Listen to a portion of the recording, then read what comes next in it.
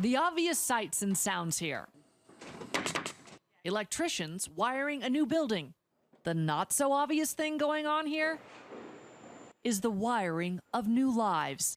The Wayfield Electrical Group is known for its top-notch, state-of-the-art projects, but its greatest claim to fame is what it's building in heaven, not only giving people second chances, but giving back to the community in general.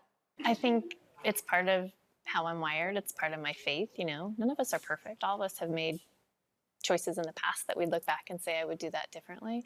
So I think we're always looking forward and looking at the best in people and believing in them. And we want to build a place where people care about each other and it's a community. And no matter what's happened in the past, we can move through that and get to a better place. Carla Nugent is one of the co-founders of Wayfield Electrical Group, a business of light.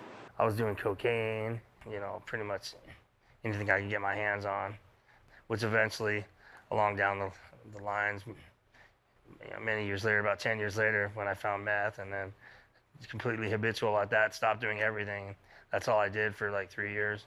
Scott Ammon credits her with saving his life. I remember when I was in jail and you were getting some sheets on saying, hey, these are the felon-friendly businesses in Denver.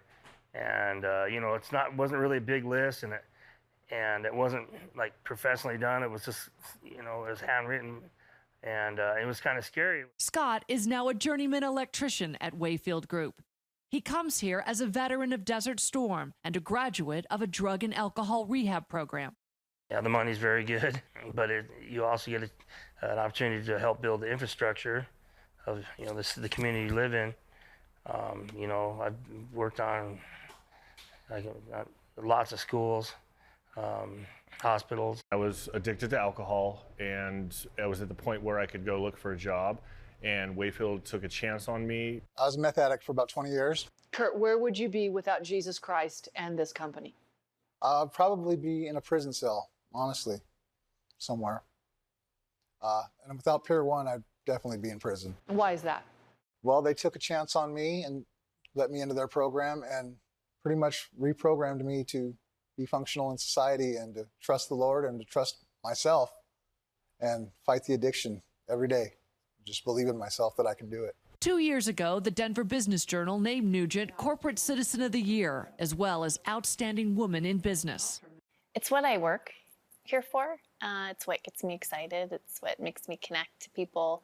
It's the bigger picture. I want to be known as a woman of faith and living that in the workplace. We wouldn't be in the position we are if it wasn't for Jesus in our lives and how that helps us push through things, and just knowing I've got my Bible promise book in my drawer. So every time I have to quote a verse or something like that, whether it's anger, sad, frustration, I got all the little points that I can point. I mean, that all helps get through to the next level. When most of us flip on a light switch, we don't give it a second thought. But to Scott and dozens of others, it's relevance, pride, and a light at the end of a very dark tunnel.